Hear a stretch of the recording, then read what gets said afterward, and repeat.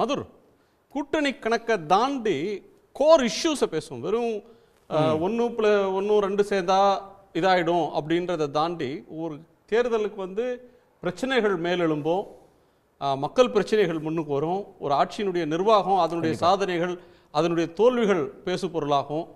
ஒரு தேர்தலில் நிற்கக்கூடிய தலைவர்களுடைய நம்பகத்தன்மை, அவங்க லீடர்ஷிப்போட குவாலிட்டி, அவங்க எந்த கொள்கைக்கு நிற்கிறாங்க, இதெல்லாமே பேசு பொருளாகும். மக்களுடைய வாழ்க்கை பிரச்சனைகள். இதுல இருந்து இந்த தேர்தலுடைய மைய புள்ளியாக என்ன இருக்க போகுது? இந்த தேர்தல் கூட்டணிகளில் டிரைவ் பண்றது அதுதானா? ஆக்சுவலி அது டிரைவ் பண்ணல அப்படிங்கிறனால தான் நம்ம ரொம்ப வெத்தாக பர்சன்டேஜ் கணக்கு பேசுறதுக்கு காரணம் என்ன அப்படின்னாலே, எந்த இஷ்யூ நீங்கள் இப்போ வைகோ அவர்கள் பிரிந்து வந்தபோது ஒப்பிட்டாங்க இல்லையா, அதில் ஒரு முக்கியமான வித்தியாசம். இன்னைக்கு அன்புமணி அவர்களையும் வைகோ அவர்கள் அன்னைக்கு இருந்ததையும் ஒப்பிட்டிங்கன்னா, பிரிந்து வந்தபோதும் அவர் ஈழ விடுதலை அரசியலை தீவிரமாக பேசி களத்தில் போராடிக்கிட்டு இருந்தார். அதுக்கு இன்னைக்கு அன்புமணி அவர்கள் அந்த மாதிரி ஏதாவது போராடிக்கிட்டு இருக்காருன்னா அது 10% அவர் போராடுறது கிடையாது. அதே போல் நீங்கள் காவேரி இஷ்யூ இருக்கும், ஏதாவது ஒரு பிரச்சனையில் அதிமுகவும் திமுகவும் பயங்கரமாக மோதிக்குவாங்க, இல்லை ஒரு சில விஷயங்களில் ஒரு சில பகுதிகளில் இந்த பிரச்சனையை விட்டா அது கைகலப்பாகிற லெவலுக்கு போகுன்ற அளவுக்கு எந்த இஷ்யூவில் இன்றைக்கி அதிமுகவும் திமுகவும் மோதிக்கிட்டு இருக்கு அப்படின்னு பார்த்தீங்கன்னா ஒரு இஷ்யூவும் கிடையாது. எந்த இஷ்யூலையுமே anti BJP versus anti DMK அப்படின்னு தான் இருக்கும் இல்லையா. பிக்சரில் அதிமுக அப்படிங்கிறதே கிடையாது. அவங்க பிஜேபியை இன்னும் பேரட் பண்ணுற மாதிரி, பிஜேபி சொல்லிக் கொடுப்பதை நாங்களும் ஒரு மெல்லிய குரலில் சொல்கிறோம், எஸ்ஐஆரை நாங்கள் ஆதரிக்கிறோம். ஆனால் இப்போ செல்லூர்ராஜு என்ன சொல்கிறாரு, நான் போய் மாவட்ட ஆட்சியரை பார்க்குறேன், எனக்கு எந்த ஃபார்மு என்ன தலையும் புரியல காலும் புரியலங்கிறாரு. இந்த நிலைமையில அதிமுக இருக்குது அப்படின்னும் போது எந்த கோர் இஷ்யூலுமே நான் முன்னாடிலேருந்தே சொல்கிறது தான், ஆன்டி இன்கம்பன்சி பார்க்காத தேர்தல் திமுகக்கு அப்படின்னா திமுக வரலாறுலேயே இந்த தேர்தலில் மட்டும்தான் இருக்க போகுது. ஏன்னா ஆன்டி இன்கம்பன்சிக்கு நிறைய பிரச்சனைகள் இருக்குது. ஆனால் அது எந்த பிரச்சனைகளுமே இப்போ இருக்கிற நீங்கள் 4 முனைன்னு வச்சுக்கோங்க, 8 முனைன்னு கூட வச்சுக்கோங்க, இந்த முனையில் இருக்கிற யாருமே அதை எடுத்து போராடுறதும் கிடையாது. திமுகவுக்கு இவர்களால் அழுத்தம் ஏற்பட்டதுன்னு ஒரு பிரச்சனையும் கிடையாது இப்போதைக்கு. நீங்கள் இப்போ கூட்டணி கணக்குகள் அப்படின்னா இன்னைக்கு கூட திருப்பரங்குன்றத்தில் பிஜேபி பிரச்சனை பண்ணிட்டு தானே இருக்காங்க. அரசாங்கத்துக்கு ஒரு நெருக்கடியை கொடுக்குறாங்க. ஒரு கம்யூனல் டென்ஷன் வந்துடாதான்னு. கண்டிப்பாக இந்த கம்யூனல் டென்ஷனை யாருக்கு இப்போ கேப்சர் பண்ணுறது? இப்போ இதை பிஜேபி தான் முக்கியமான பிளேயர் அப்படின்னு எடுத்துக்கிட்டு அவங்க 10 சீட்டு 20 சீட்டு எக்ஸ்ட்ரா ஜெயிக்க போகிறாங்கன்னா கிடையாது. அவங்க ஒரு லாங் டேர்மில் இதுக்கான சோஷியல் கெயின்ஸ் இருக்கும். அதாவது ஒரு 10 வருஷத்துல இதை காவியமயமாக்குவதற்கான ஒரு அந்த லைன்ல கூட நிப்பாங்களான்னு சொல்ல முடியாது. நின்னா வாக்கு அவங்களுக்கு இருக்கிற வாக்கும் இழப்பாங்க. இப்ப ஏற்கனவே நீங்க என்ன சொல்றீங்க, 10% பேச முடியாது, பேசினா தென் மாவட்டத்தில் வாக்கு இழப்பாங்கன்றீங்க. தென் மாவட்டத்தில் ஓபிஎஸ் வச்சுக்கிறதா வேணாமா, இவ்வளோ சலசலப்பு இருக்கு. அதான் ஃப்ராக்மெண்டேஷன் வித் அவுட் இல்லாமல் வித் இன் வேர் இருக்குது எல்லா கட்சியிலும். இப்போ அண்ணாமலையே தனி கட்சி ஆரம்பிச்சு தாவேகா கூட கூட்டணி வைப்பாருன்னு ஒரு இடத்துல சொல்றாங்க. இன்னொரு இடத்துல ஓபிஎஸ் அமித்ஷாவை பார்த்துட்டு வந்துட்டாரு, அவர் டிசம்பர் 10ஆம் தேதி இந்த கூட்டணியில் சேர போறாரு அப்படிங்கிறாங்க. இது எப்படி அப்படின்னா, இந்த லோகேஷ் கனகராஜ் படம் வரதுக்கு முன்னாடி எல்லாம் ஆன்லைனில் ஆளாளுக்கு ஒரு ஸ்க்ரீன் பிளே எழுதுவாங்க. படம் வந்ததுக்கப்புறம் பார்த்தா அந்த ஸ்க்ரீன் பிளேயோடவே இதெல்லாம் மட்டமாக இருக்கும் ஸ்க்ரீன் பிளே. அந்த நிலைமையில தான் இப்போ போய்கிட்டு இருக்கு அரசியல். நீங்கள் ஒரு கணக்கு போட்டு இதெல்லாம் ஸ்ட்ராட்டஜிக் அப்படின்னு சொல்றீங்க, ஆனால் நடக்கிற செயல்பாடுகள் பார்த்தீங்கன்னா ஐயோ சமூக வலைதளத்தில் எழுதுறவங்க கூட இவ்வளோ மோசமாக ஸ்ட்ராட்டஜி போட மாட்டாங்க அப்படின்ற அளவுக்கு தான் கடைசி 6 மாதம் நீங்கள் டிகிரேட் தான் இருக்கு. இந்த ஃப்ராக்மெண்டேஷனில் ஒரு கன்வர்ஜென்ஸ் எல்லாம் ஒரு ஒத்திசைவுக்கு வருவாங்கன்னு பார்த்தா இன்னொன்று விலகி தான் போயிருக்காங்க. இப்போ செங்கோட்டையன் போய் தாவேக்கால சேருவார் அப்படிங்கிறலாம் 6 மாதத்துக்கு முன்னாடி யாருமே நினச்சி பார்க்காது. மேபி அதிமுக தாவேக்கா கூட்டணி இருக்குமான்னு நினச்சி பார்த்துருப்பாங்க. ஆனால் செங்கோட்டையன் போல ஒருத்தர் அதிமுக விட்டு விலகி அவர் தாவேக்கால போய் ஒரு பொறுப்பை வாங்கிட்டு அவர் புஷி ஆனந்த் அவர்களையும் அம்மா படத்தையும் ஒரே சைஸில் போட்டு ஃப்ளெக்ஸ் பேனர் வைப்பார், கார்த்திகை தீபத்துக்கு வாழ்த்து சொல்லுவார்லாம் யாரும் கனவுல கூட நினச்சி பார்த்துருக்க மாட்டாங்க.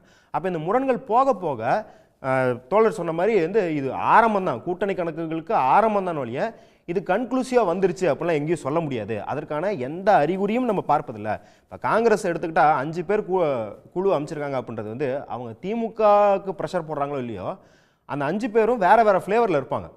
ஒருத்தர் பயங்கர ஆன்டி டிஎம்கேல இருப்பாங்க, இன்னும் ஒருத்தர் எக்ஸ்ட்ரீமாக ப்ரோ டிஎம்கேல இருப்பாங்க, ஒருத்தர் ராகுல் காந்தி க்ளோஸ் ஆனவர், ஒருத்தர் மல்லிகார்ஜுன கார்கே க்ளோஸ் ஆனவர்னு அவங்களுக்குள்ள பேலன்ஸ் பண்ணிக்கிறதுக்கு தான் இந்த 5 பேர் வழிய அது திமுகவை அழுத்தம் தருவதா இல்ல அவுட்கம் எதுவும் பெருசா மாத்த போதா அப்படின்னு தெரியல. இப்ப நீங்க கூட்டணியில யாரோட சேர்றாங்க அப்படின்னு ஒரு முடிவாயிடுச்சுன்னு சொல்லி அவங்க ஒரு தலைமை ஒரு முடிவு எடுத்து ஒரு லைன்ல போயிட்டாங்கன்னா அது ஒரு சீட் கூடுதா குறையுதா அப்படின்றதெல்லாம் அது பேசி ஒரு கட்டத்தில் செட்டில் ஆகிடும். பட் நம்ம திரும்ப பேச வேண்டியது ஒரு அலையன்ஸுக்கு தேவை கெமிஸ்ட்ரி, ஒரு அலையன்ஸ் எடுக்கக்கூடிய இஷ்யூஸ். இப்போ திமுக காங்கிரஸ் கம்யூனிஸ்டுகள் விசிக மதிமுக இடது நம்ம இஸ்லாமிய அமைப்புகள் இருக்கிற ஒரு கூட்டணி இருக்குன்னா, இப்போ மண் மொழி மானம் காப்போம், ஒன்றிய அரசு எங்களுக்கு வந்து வஞ்சிக்கிறது, தமிழ்நாட்டோட வளர்ச்சியை முடக்குகிறது, மாநில உரிமைக்காக நாங்கள் நிற்கிறோம், பிஜேபி ஏடிஎம்கே வந்தால் டெல்லிக்கு மீண்டும் ஒரு அடிமை சாசனம் எழுதி கொடுத்தது மாதிரி ஆயிடும், இப்படி ஒரு டோன்ல அவங்க கேம்பெயின் இருக்கு. டிஎம்கே கவர்மெண்ட்டுடைய ஃபெயிலியர்ஸ், இப்போ விலைவாசி அதிகமாயிடுச்சு, சொத்து வரி அதிகமாயிடுச்சு, பெண்களுக்கு பாதுகாப்பு இல்லை, இப்படி பல விஷயங்களை முன்னிறுத்தி ஏடிஎம்கே கேம்பெயின் பண்றாங்க. திரு எடப்பாடி பழனிசாமி கேம்பெயின் பண்றாரு. விஜய் 2 பேரையும் விமர்சிக்கிறதா சொல்றாரு. ஆனா திமுக அட்டாக் தான் முழுமையா இருக்கு. சோ எந்த பிரச்சனைகளை முன்னிறுத்தி ஒரு அலையன்ஸ் நிக்க போகுது, அது எது மக்கள்கிட்ட எடுபடும், எது அந்த அலையன்ஸ்க்குள்ள ஒரு கெமிஸ்ட்ரியை கொண்டு வரும்? அதாவது இப்போ நீங்க பாத்தீங்கன்னா ஒரு பொதுவான சிவில் சொசைட்டி பிரச்சனை தான் ஒரு அலையன்ஸை பைண்ட் பண்ண முடியும். இப்போ 2011 எலக்ட்ரிசிட்டி பிரச்சனை அப்படிங்கிறது வந்து எலக்ட்ரிசிட்டி தட்டுப்பாடுங்கிறது ஒரு பொதுவான சிவில் சொசைட்டி பிரச்சனை. அதை வந்து அதிமுக கையில் எடுத்தும் போது அது வந்து அவங்களுக்கான எலக்டோரல் கெயின்ஸ் அதுலேருந்து பயன் பெற்றாங்க. இன்னைக்கு அப்படி வந்து மக்கள் எல்லோருமே பாதிக்கப்படுற ஒரு இஷ்யூவை இவங்க இனிமேல் தான் வந்து ஆர்டிகுலேட்டாக பண்ணணும். இதுக்கு முன்னாடி 2 வருஷமாக வச்சிருந்து இப்போ சே நோ டு ட்ரக்ஸ் அப்படின்னு சொல்லியிருந்தாங்க. அந்த சே நோ டு ட்ரக்ஸ் அப்படிங்கிற கேம்பெயின் எங்கே போச்சுன்னு இப்போ அவங்களுக்கே தெரியாது. அவங்களோட ட்விட்டர் ஐடியில் மட்டும் தான் இருக்கும் இல்லையா சே நோ டு ட்ரக்ஸுங்கிறது கேம்பெயின் வந்து அதிமுக காரங்களே பல இடத்துல கைதானதுக்கப்புறம் அவங்களே அந்த கேம்பெயினுக்கு விட்டுட்டாங்க. இன்னைக்கு வந்து பெண்கள் பாதுகாப்பு அப்படின்றாங்க. இந்த பெண்கள் பாதுகாப்புக்காக அதிமுக செய்த போராட்டங்கள் என்ன? இல்லை யாராவது ஒருத்தர் இப்போ ஏதாவது ஒரு விஷயம் இப்போ வந்து நிர்பயா அப்படின்ற ஒரு முகம் இருந்தது, பாஜகவுக்கு கேம்பெயின் பண்ண, காங்கிரஸ்க்கு தான் கேம்பெயின் பண்ண நிர்பயான்ற ஒரு ஸ்லோகன் இருந்தது. இப்போ நீட் அப்படின்னா அனிதா அப்படிங்கிற ஒரு ஸ்லோகன் இருக்கு.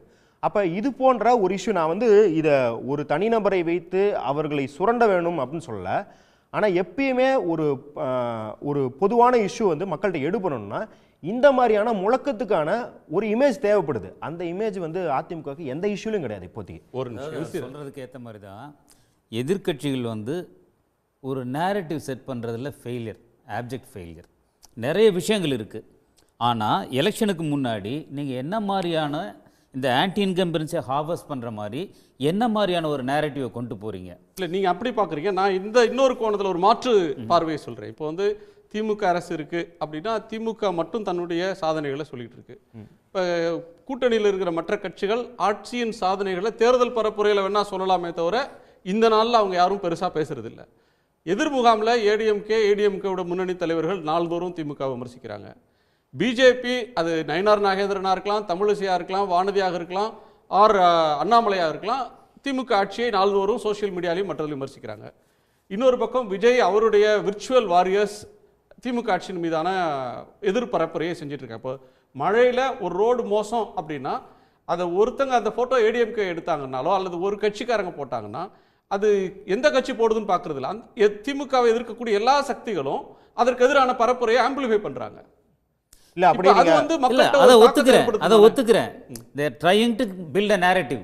ஆனால் ஒரு டாமினன்ட் நேரேட்டிவ் அவங்களால கொண்டு வர முடியலங்கிறத நான் சொல்றேன். Single dominant. ஆமாம். இல்லை இப்போ 2015 மழை எவ்வளோ மிஸ்மேனேஜ்மெண்ட் பார்த்துருக்கோம். சிஏஜி அறிக்கை மேன்மேட் டிசாஸ்டர்னு சொன்ன ஒரு இருந்தாலும் ஆப்போசிஷன் ஃப்ராக்மெண்டடாக இருக்கும்போது 2016 அது எதுவுமே பாதிக்கலையே. ஜெயலலிதா அவர்களை எதுவுமே பாதிக்கல. அவ்வளோ மோசமான 2015 ஃப்ளட் மேனேஜ்மெண்ட் கூட பண்ணல அப்படின்னும் போது இன்னைக்கு அதிமுகவும் பிக்சர் இல்லை, அந்த அளவுக்கு 2015 அளவுக்கும் பிரச்சனை இல்லை அப்படின்னு பார்க்கும்போது இது இவங்க கேபிட்டலைஸ் பண்ணல அப்படிங்கிறத தாண்டி இவங்களுக்கான சூழலும் அங்கே கிடையாது அப்படின்றத பார்க்குறோம். இதை தாண்டி திமுகவை எதிர்ப்பு இவங்களுக்குன்னு சில பாயிண்ட்ஸ் இருக்கும். அது எல்லாமே இவங்க பாஜகவோடு இருப்பதனால் அதை செய்ய முடியவில்லை. இப்போ வக் சட்டத்தை எடுத்துக்கோங்க. வக் சட்டம் திமுக எதிர்ப்பதை விட நாங்கள் தான் வந்து அதிகமாக எதிர்க்கிறோம் அப்படிங்கிற ஒரு ஸ்பேஸ் வந்து அதிமுகவுக்கு இருந்தது. பாஜக கூட்டணிக்கு போகிறதுக்கு முன்னாடி அந்த ஸ்பேஸை கேப்சர் பண்ணுறதுக்கான சாத்தியக்கூறுகள் இருந்தது. ஆனால் இப்போ பாஜக கூட்டணியில் இருக்கிறனால இதெல்லாம் ஆஃப்ல இருக்கு. இப்போ இன்னைக்கே இப்போ ஒன்றும் இல்லை, இப்போ இந்த ஆப் ஒன்று ரிலீஸ் பண்ணியிருக்காங்க, எல்லா ஃபோன்லையும் இன்ஸ்டால் பண்ணுங்கிறாங்க. இது சும்மா அவங்க தீனி போட்டுக்கிட்டே இருக்காங்க. இப்போ டிஎம்கே காங்கிரஸ் கம்யூனிஸ்ட் தரப்புக்கு எதிர அரசியல் பண்ணுறதுக்கு எஸ்ஐஆர் இருக்குது, இந்த ஆப் இருக்குது, அது இருக்குன்னு மாதம் ஏதாவது ஒன்று வந்துக்கிட்டே இருக்கு. ஒன்று வர இன்னொரு பக்கம் இபிஎஸ்க்கு டோர் க்ளோஸ் ஆகிக்கிட்டே இருக்கு. இன்னும் எவ்வளோ இப்போ இந்த ஆப்புக்கெல்லாம் நீங்க வந்து எதிர்ப்பு தெரிவிக்கல, கவர்மெண்ட் ஆப் வித்ரா பண்ணிட்டாங்க. அப்ப பாருங்க இந்த எதிர்ப்பு அரசியல்.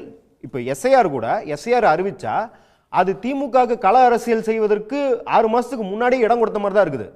அந்த இடத்த கூட அதிமுக கேபிட்டலைஸ் பண்ணிக்க முடியாத நிலைமையில இருக்குது அப்படின்ற ஒரு விஷயம் இன்னொன்னு கேட்கணும். ஒரு incumbency anti incumbency, bro incumbency anti incumbency. Nitish Kumar கவர்மெண்ட்டுக்கு ப்ரோ இன்கம்பன்சி, பினராயி விஜயன் கவர்மெண்ட்டுக்கு போன தேர்தலில் ப்ரோ இன்கம்பன்சி, மம்தா பானர்ஜிக்கு தொடர்ச்சியாக ப்ரோ இன்கம்பன்சி.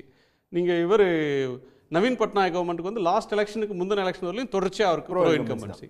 இப்போ இன்கம்பன்ட் அப்படின்னு ஒரு ஆட்சிக்கு எதிராக தான் அலை வீசணும் இல்லை, ஆதரவாகவும் மக்கள் இருக்கலாம் அப்படின்றதுக்கு பல உதாரணங்கள் சமகாலத்தில் இருக்கு.